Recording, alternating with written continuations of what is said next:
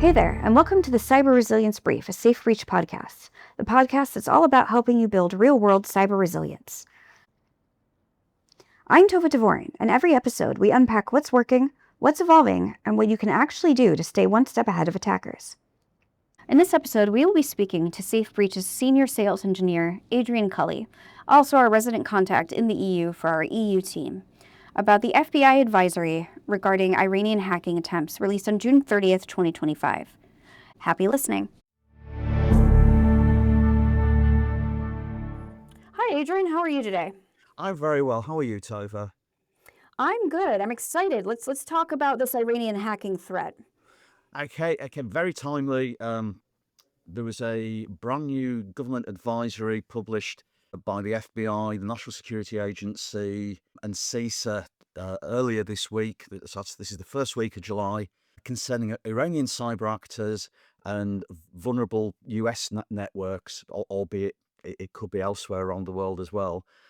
They're talking about a number of different Iranian threat actors, and not least of which the Cyber Avenger group. Now, Cyber Avengers are very interesting. They have done a good job of trying to get themselves perceived as being hacktivists, but they're actually very well known to be members of the IRGC, the Islamic Revolutionary Guard Council. In fact, 6 of their members are sanctioned by the FBI, wanted for their attacks.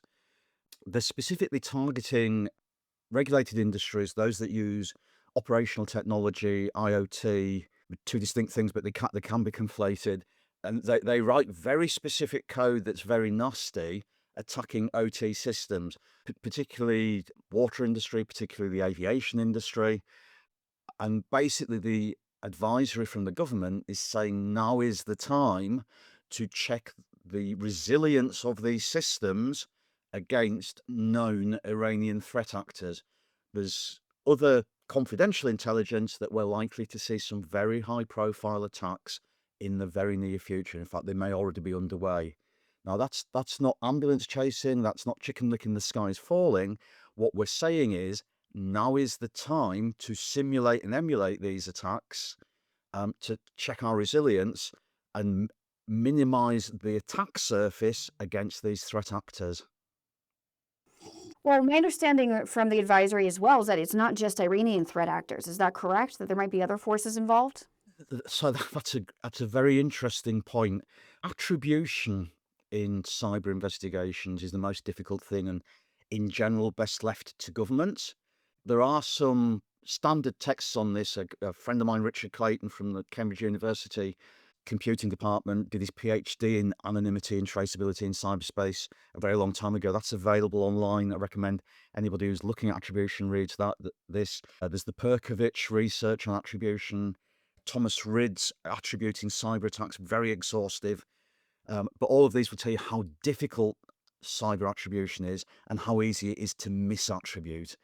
However, when governments give us a steer and large threat intelligence firms, it's worth listening. And what's very, very interesting is when we see this increased activity from Iranian-based advanced persistent threat groups, we've very well documented there's a specific Russian group referred to as Turla who piggyback on the Iranian activity. They're very, very good at disguising themselves as being the Iranian threat groups, but they've got distinct separate attack techniques. So I would also recommend anybody who's addressing their cyber resilience in light of the advisory, not only covers the Iranian threat groups, APT-33, Elfin, AP334 Oil Rig, APT-35 Magic Hound, APT-39, the Rana intelligence company, but they also address the Russian Turla group, because it's not at all a weak hypothesis that we will see increased activity from at least the Turla Russian group, if not other Russian groups, in the very near future too. Okay, so what does that mean for people who are listening to this episode right now? What can they turn around and do to protect themselves? So one of the techniques that's used by Cyber Avengers is a piece of nasty malware that they created called IO Controller. We actually have attack code that's unique and specific to that. and we have customers running that attack code, checking if they are vulnerable to it, and then remediating with their security controls to close that particular door. We have an opportunity at the moment that the old cliche is closing the stable door before the horse is bolted. We have an opportunity at the moment. This horse, this Iranian horse, is yet to bolt.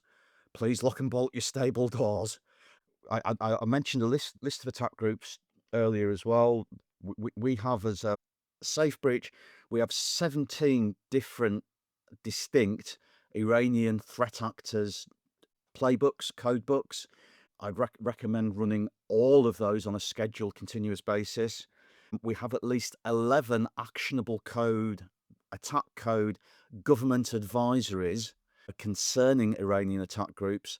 Again, I'd recommend exercising all of those and remediating any vulnerabilities that you have that are caught by these scenarios and playbooks. Now is the time. The advisory is very specific, it's very intelligence informed. Now is the time to increase your resilience against these groups.